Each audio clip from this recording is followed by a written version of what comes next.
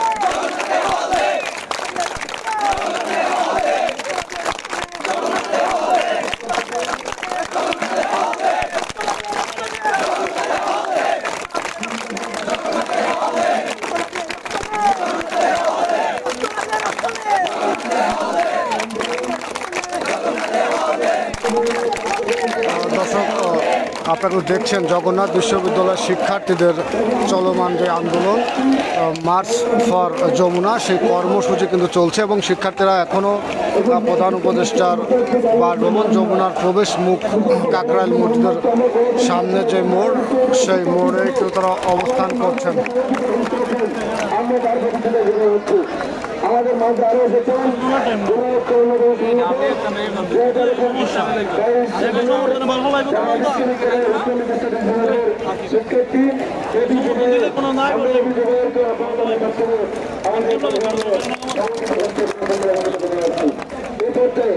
আপনাদের মধ্যে বক্তব্য রাখবেন সংগঠক ঢাকা বিশ্ববিদ্যালয় শিক্ষাবর্ষের শিক্ষার্থী আমাদের আন্দোলনের সমর্থন প্রকাশ করতে আসা আমাদের সকলের প্রিয় ভাই এবং ভাই আসলে কথা খুব বেশি বলার নাই। আমি এখন দাবি করে বললাম যে ঠিক আছে দাবি করে বলে আমি লক্ষ্য বললাম আসলে যেগুলো আপনারা নির্দেশ করেছেন দাবি এগুলো দাবি না আপনাদের এগুলা এইগুলোর জন্য হচ্ছে আপনাদের রাষ্ট্র নির্মিত হচ্ছে আবার সেই তিনবার লেখা পড়বে এসে সরকারের দর্শক, আমরা জগন্নাথ বিশ্ববিদ্যালয়ের শিক্ষার্থীদের যে চলমান আন্দোলন, সেই আন্দোলনের বর্তমান দৃশ্য কিন্তু আমরা আপনাদেরকে দেখানোর চেষ্টা করছি। এই মুহূর্তে জগন্নাথ বিশ্ববিদ্যালয়ের শিক্ষার্থীরা তাদের যে তিনটি দাবি, সেই দাবির আন্দোলনে কিন্তু রয়েছেন এবং তারা বলছেন যতক্ষণ পর্যন্ত তাদের এই দাবি মেনে নেওয়া না হবে ততক্ষণ পর্যন্ত তারা তাদের এই আন্দোলন তারা কিন্তু চালিয়ে যাবেন। আমরা সরাসরি কাকরাইল মোড় সেই মোড়ের দৃশ্য আমরা আপনাদেরকে দেখানোর চেষ্টা করছি। আপনারা দেখতে পাচ্ছেন জগন্নাথ বিশ্ববিদ্যালয়ের শিক্ষার্থীরা তারা কিন্তু এখনও তাদের এই আন্দোলন তারা চালিয়ে যাচ্ছেন এবং যতক্ষণ পর্যন্ত তাদের এই দাবি মেনে নেওয়া না হবে ততক্ষণ পর্যন্ত তারা এই আন্দোলন চালিয়ে যাওয়ার ঘোষণা কিন্তু দিয়েছেন। এবং জগন্নাথ বিশ্ববিদ্যালয়ের শিক্ষক প্রতিনিধি এবং জগন্নাথ বিশ্ববিদ্যালয়ের ভিসি তিনি প্রধান উপদেষ্টার কার্যালয়ে কিন্তু রয়েছেন এবং সেখানে কিন্তু বৈঠক চলছে এবং এই বৈঠকে এখনও পর্যন্ত কিন্তু কোনো সিদ্ধান্ত আসেনি। এই আপনারা দেখতে পাচ্ছেন জগন্নাথ বিশ্ববিদ্যালয়ের শিক্ষার্থীরা সেই সকাল থেকে এখন পর্যন্ত তারা কিন্তু আন্দোলন চালিয়ে যাচ্ছেন এবং যতক্ষণ পর্যন্ত এই আন্দোলন তাদের দাবি দেওয়া যতক্ষণ পর্যন্ত মেনে নেওয়া না হবে ততক্ষণ পর্যন্ত তাদের এই আন্দোলন কিন্তু চলবে, সেই ঘোষণা তারা দিয়েছেন। আমরা কাকরাইল মসজিদের সামনে থেকে দেখানোর চেষ্টা করছি। প্রধান উপদেষ্টার বাসভবন যমুনার প্রবেশ মুখে তারা অবস্থান নিয়েছেন এবং এখানেই তারা আন্দোলন চালিয়ে যাচ্ছেন। এর আগে এখানেই কিন্তু পুলিশ তাদের উপর লাঠিচার্জ করেছিল, টিয়ার গ্যাস নিক্ষেপ করেছিল, সাউন্ড গ্রেনেড নিক্ষেপ করে তাদেরকে ছত্রভঙ্গ করার চেষ্টা করেছিল, কিন্তু তারা কিন্তু ছত্রভঙ্গ হয়ে যাওয়ার পরে আবারও সংগঠিত হয়ে এখানে অবস্থান নিয়েছেন এবং তারা তাদেরকে প্রহার করা হয় বলছে এটা কিন্তু একটা বড় প্রশ্ন। পর্যন্ত আরো কিছুদিন আগে দেখেন মানা না হবে তাদের আন্দোলন চলবে। শ্রমিকরা যখন আন্দোলন নামে, শিক্ষকরা নামে, তাদেরকে কিন্তু এই রাষ্ট্র তাদেরকে পুলিশ দিয়ে প্রহার করে, তখন কিন্তু আমরা বুঝতে পারি না হাসিনার আমলের পুলিশ আর ইন্টারিম আমলের পুলিশের মধ্যে ফারাক থাকে, কিন্তু এরকম তো হওয়ার কথা ছিল না। আজকে আপনারা বসে আছেন এখানে, আপনাদের শিক্ষকরা এখনো পর্যন্ত যমুনার ভিতরে প্রবেশ করতে পারে না। তাহলে এই যে ছাত্র জনতার অভ্যুত্থানের কথা আমরা বলছি, তাহলে এই ছাত্রদের গুরুত্বটা কোথায়? ছাত্রদের মধ্যে কি ডিভিশন অফ ক্লাস আছে? একজন বলে গেলেন যে ছাত্রদের ভিতরে বৈষম্য নাই, ক্যাম্পাসে ব্যারিয়ার নাই, কিন্তু আমরা তো ব্যারিয়ারটা দেখি, আমরা তো ব্যারিয়ারটা শিকার হই। এই যে ঢাকা বিশ্ববিদ্যালয়ে গতকাল একজন ছাত্র বন্ধু খুন হয়ে, অভ্যুত্থানের পর ছাত্ররা খুন হবে এই প্রত্যাশাকে আমরা রাখছি, এই প্রত্যাশাকে আমরা করি। আমরা কি চাই যে কেউ আমাদের হতাহত হোক বলুক? আমরা চাই না। ইভেন ক্যাম্পাসে যারা রাজনীতি করবে তাদেরকে কথা দিতে হবে যে রাজনৈতিক দল মত নির্বিশেষে কোন দলের মানুষ আর একজনের যুদ্ধ মত দমনের জন্য কাউকে আঘাত করতে পারবে না। আমরা কেন আসছি? আমরা পড়তে আসছি। আপনারা আজকে দাবি দেওয়া দিচ্ছেন, এই জগন্নাথ বিশ্ববিদ্যালয় এই আন্দোলন কিছু নতুন না। আমি রাজশাহী ইউনিভার্সিটি পড়ছি, তখন থেকেই আমি দেখছি রাজশাহী বিশ্ববিদ্যালয় থেকে আমি দেখে আসতেছি যে জগন্নাথের শিক্ষার্থীরা তাদের ফলের জন্য আন্দোলন করছে। আমরা দেখলাম সেই ফলগুলো তারা দখল করে রাখছে। আওয়ামী লীগের আমরা দেখছি তাদের গুন্ডা পান্ডা ঠান্ডারা এখনো পর্যন্ত 9 মাস চলে গেল, কিন্তু আপনাদের যে ভূমি সেই অতিক্রম হলো না, আপনাদের বাজেট এখনো পাস হলো না, আপনাদের হলের বন্দোবস্ত হলো না। একটা বিশ্ববিদ্যালয় আমরা নিরাপত্তার কথা যদি বলি, বিশ্ববিদ্যালয় নিরাপদ হবে কিভাবে? কেউ সেখানে হল না থাকে, সে শিক্ষার্থীদের আবাসন না থাকে, শিক্ষার সাথে খাদ্যের সম্পর্ক আছে তো, শিক্ষার সাথে পারিশ্রমিক সম্পর্ক আছে তো। আপনি সারাদিন ধরে যদি আমরা খাবারের চিন্তা করি, মেসের ভাড়ার চিন্তা করি, তাহলে তো আমরা ভালো করে পড়াশোনা করতে পারবো না। বক্তব্য দেওয়ার আসলে সময় না, বক্তব্য দিতে চাই না। একটা কথা বলতে চাই, আমরা যারা রাজনৈতিক সংগঠন করি আপনাদের সাথে ছিলাম, আমরা আপনাদের সাথে কথা বলছি ন্যায্য আন্দোলন আপনারা যতদিন চালাবেন আমরা ভাই আপনাদের সাথে থাকতে চাই। আজকে আপনাদের উপর যেমন আঘাত হয়েছে, এই আন্দোলন করার জন্য, এই যমুনা আসার জন্য আমাদের বন্ধুরাও বছর বিরোধী আন্দোলনে আহত হয়েছে। আমি স্বয়ং সচিবালয়ে আক্রান্ত শ্রমিকের কারণে। কারণ কি, যে শ্রমিক আন্দোলনের ছাত্ররা কি করে, ঢাকা বিশ্ববিদ্যালয়ে গিয়ে কথা বলবেন, কুয়েটের বিশ্ববিদ্যালয় আন্দোলন করে যাবে, কোনো সমস্যা নাই, খুব আরাম, সবাই এক হয়ে যাই আমরা। কিন্তু ঢাকা বিশ্ববিদ্যালয়ের পক্ষ নিয়ে কথা বলা যাবে না। তোফাজ্জল মারা যায়নি ঢাকা বিশ্ববিদ্যালয়ের ভিতর, সেটা নিয়ে কথা বলা যাবে না। আজকে যে ছেলেটা খুন হলো, সে অন্য দল করতে পারে, তার সাথে আমার নাই মিলতে পারে, কিন্তু সে মানুষটা খুন হবে আমি চাই। এইভাবে যদি খুনোখুনি চলে, তাহলে একদিন ছাত্রদল শেষ হবে খুন হয়ে, একদিন ছাত্রমূর্তি হবে, একদিন ইউনিয়ন হবে, একদিন শিবির হবে, তাহলে কি হবে? আমরা তো এই দেশ চাই নাই।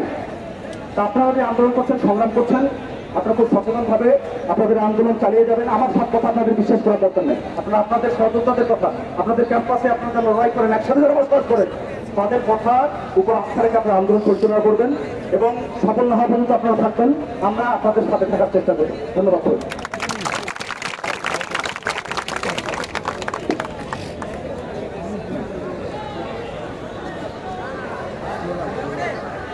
সংগ্রামী জবিয়ান, আমরা কি জিমিয়ে গেছি? আমরা জিমিয়ে যাব? আচ্ছা, সারা রাত যদি এখানে থাকতে হয় আমরা থাকবো? আমরা যে যমুনায় এসেছি, আমরা কি যমুনায় এসেছিলাম কোন উপদেষ্ট হওয়ার জন্য? তাহলে কেন আমাদের উপর লাঠিচার্জ করা হলো? কেন আমাদের উপর গ্রেনেড হামলা, গ্রেনেড চালানো হলো, কারেন্ট গ্রেনেড মারা হলো? সংগ্রামী বন্ধুগণ, আমরা সেটা একসাথে এক করে স্লোগান দেবো।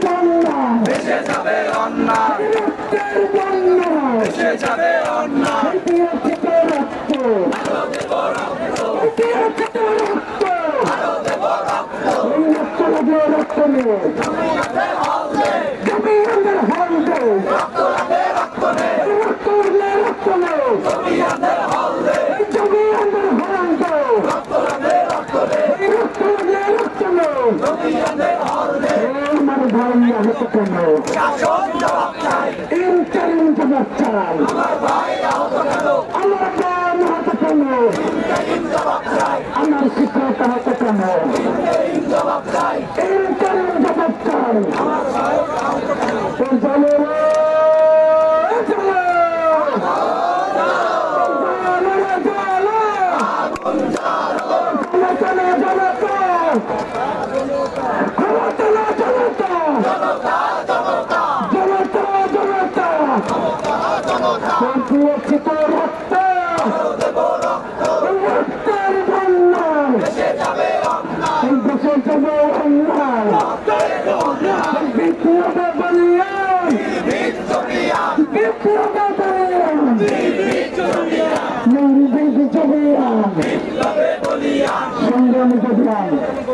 আমরা আজ থেকে প্রথম রক্ত দিয়ে আসছি না।